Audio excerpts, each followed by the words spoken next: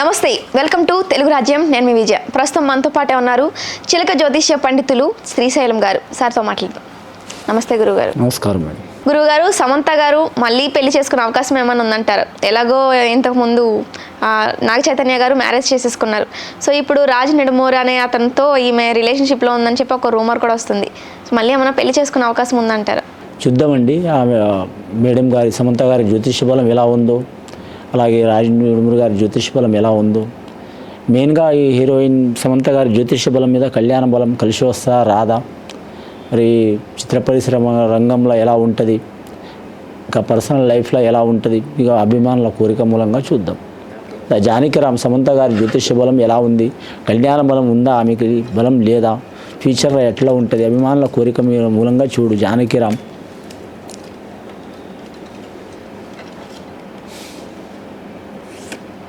ముఖ్యంగా వారి జాతకంలో చెప్పాలంటే లక్ష్మీదేవత వచ్చిందండి వారి పేరు మీద. ధనపరంగా అయితే ఇబ్బంది ఉండదు వారి జాతక బలానికి.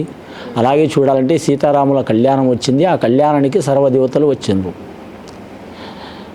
సీతారాముల కళ్యాణానికి శివుడు వచ్చిండు, బ్రహ్మ వచ్చిండు, నారదముని మహర్షి వచ్చిండు, అలాగే మాత్రం సర్వదేవతలు వచ్చిండ్రు, అగ్నిదేవుడు కూడా వచ్చిండ్రు, ఆంజనేయ స్వామి ఉన్నాడు, లక్ష్మణుడు వెంటనే ఉంటాడు. సమంత గారి జాతక బలంలో చూడాలంటే మాత్రం ముఖ్యంగా వారికి చిత్ర పరిశ్రమ రంగంలో అయితే వారికి తిరుగు అయితే లేదు. వారి జాతక బలానికి ప్రత్యేక యోగ బలం ఉన్నది. అన్ని భాషల్లో వారికి మాత్రం పేరు ప్రఖ్యాతులు మాత్రం ఇంకా పెరిగే అవకాశాలు ఉన్నాయి.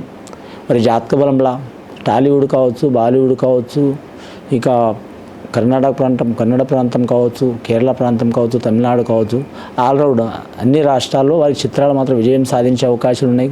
వివాహపరంగా చూడాలంటే వారిది మాత్రం కళ్యాణంలో మాత్రం చాలా వరకు మాత్రం నాగదోషం ఉన్నదండి. నాగదోషం 280 రకాలు ఉంటుందండి.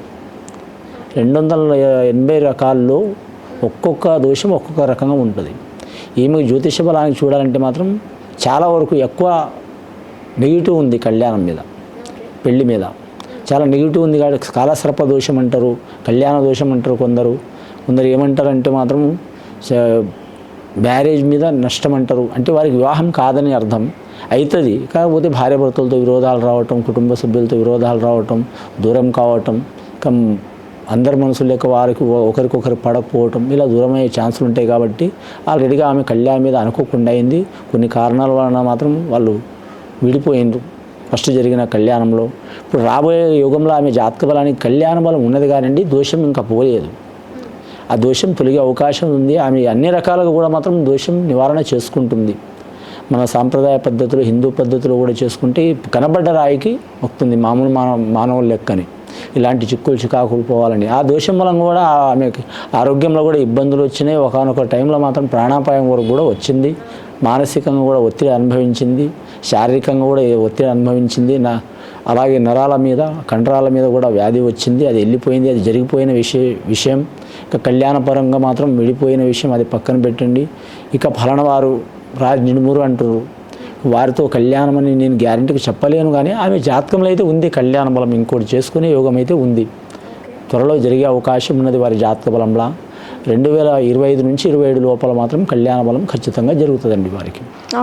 దోషం ఉంది కాబట్టి దోషం వారి అభిమానులు కావచ్చు, వారి కుటుంబ సభ్యులు కావచ్చు, వారే కావచ్చు, వారు శాంతి చేయించుకోవడం చాలా వరకు మంచిదండి. అభిమానులు చేయించినా కూడా నడుస్తుంది. ఇప్పుడు అభిమానులు అడిగే క్వశ్చనే కదా. ఒక అభిమానులు వీరి అభిమానులకు ఏరే అభిమానులు ఏమన్నా చెప్తేనేగా ఈ రూమర్స్ వెళ్తాయి, ఊరికేనైతే వెళ్ళవు కదా. అలా అన్నట్టు అభిమానులను చేయించుకోవచ్చు, వారి కుటుంబ సభ్యులు చేయించుకోవచ్చు, లేకుంటే వారన్నా చేయించుకోవచ్చు. ఎవరు చేసినా మంచిగా కళ్యాణ బలంలో కలిసి వస్తుంది. కానీ కొద్దిపాటి దోషం ఉంది, ఆ దోషం తొలగిపోతే మంచిగా ఉంటుంది.